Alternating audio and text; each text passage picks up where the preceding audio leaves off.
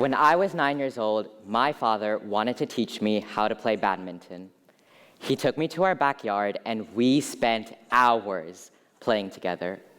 After I missed hitting that birdie every single time, my father was left incredibly frustrated and about ready to give up on me.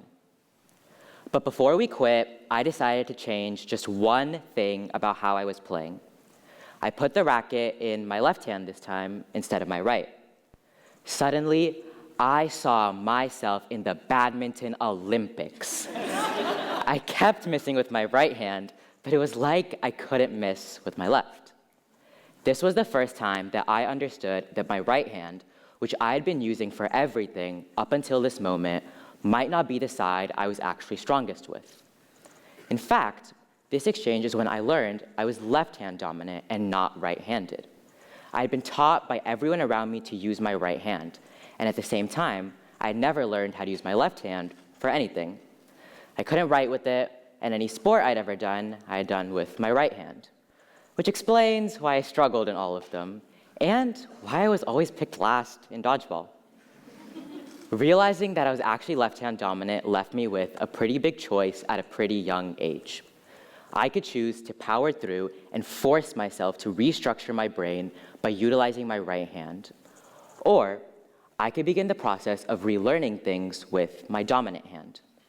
This wasn't the easier process, but it was miles better for me than sticking to my right hand. Taking the time to relearn things with a new hand forced me outside of what was comfortable to me at the time. Although it was difficult, it had more benefits than anything else. Like 9-year-old me, we all face a similar decision every day in life. So often, we are called to pick between doing what is easy and comfortable versus trying something new and risky. Retreating to what we think is safe is called staying in our comfort zones. And scientists consider this to be the psychological zone where we are in an anxiety-neutral position. We have strong performance in our comfort zones, but we very rarely take risks or leave them, because comfort implies safety and familiarity.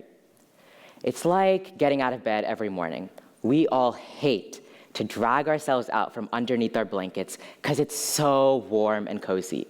But at the same time, we must do so in order to start our day.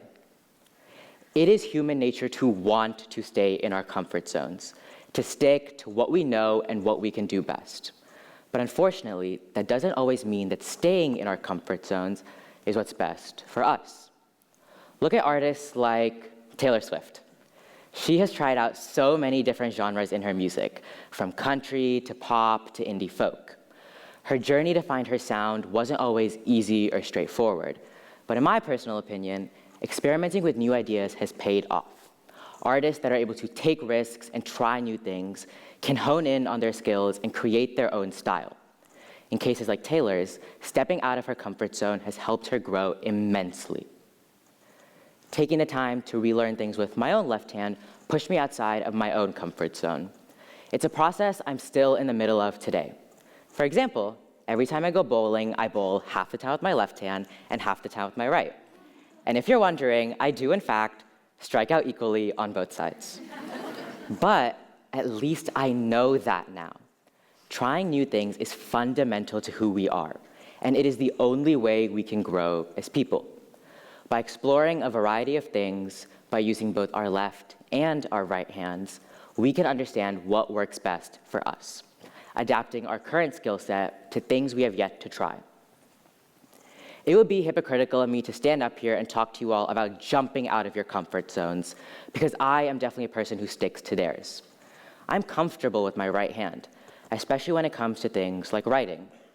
I'm not always a huge fan of trying new foods or places, because why would I want to try something I know I might not enjoy? Although, when I'm faced with a situation where I could pick between doing what I already know or trying something new, I think about my left hand. My left hand is new and unique to me. It's challenging for me to use, but I have come to love that.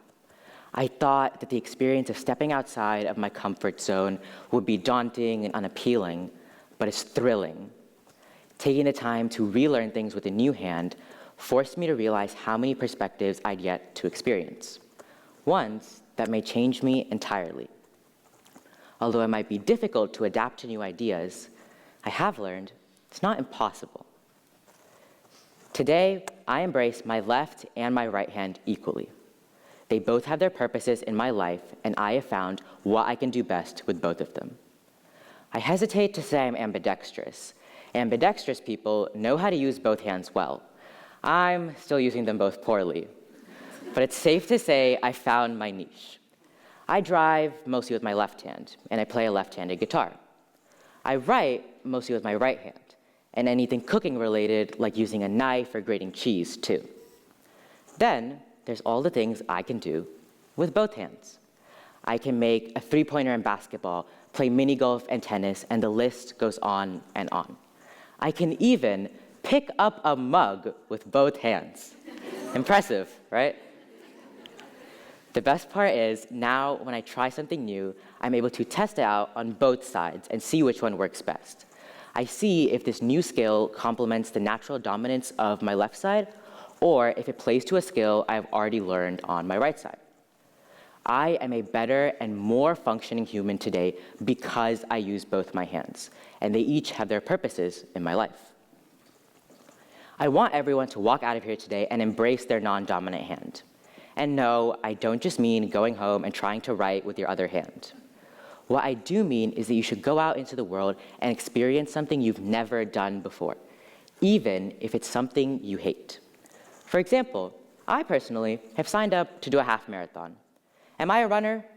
Not in a million years. But I never gave running a chance. And when I did, I realized it was actually pretty fun. In the same way, you all should go out into the world and try something you never imagined yourself doing. Maybe you'll take up running like me.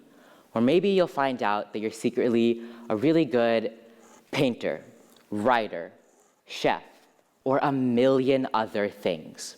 There are so many activities and skills out there for you to try, and you have no idea what your secret talent might be.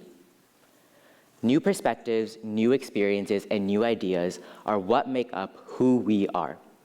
We are an amalgamation of all of the thoughts, viewpoints, and experiences in our lives, and having more of those things allows us to understand who we are better. If I hadn't swapped hands when I was playing badminton, I think about all the things I would still struggle with. I would have continued to perform poorly with my right hand. And although it was uncomfortable to have to relearn simple things with a new hand, doing uncomfortable things is how we grow. And who knows, maybe you'll find out that you're secretly ambidextrous too. The only way to find out is to try. Thank you.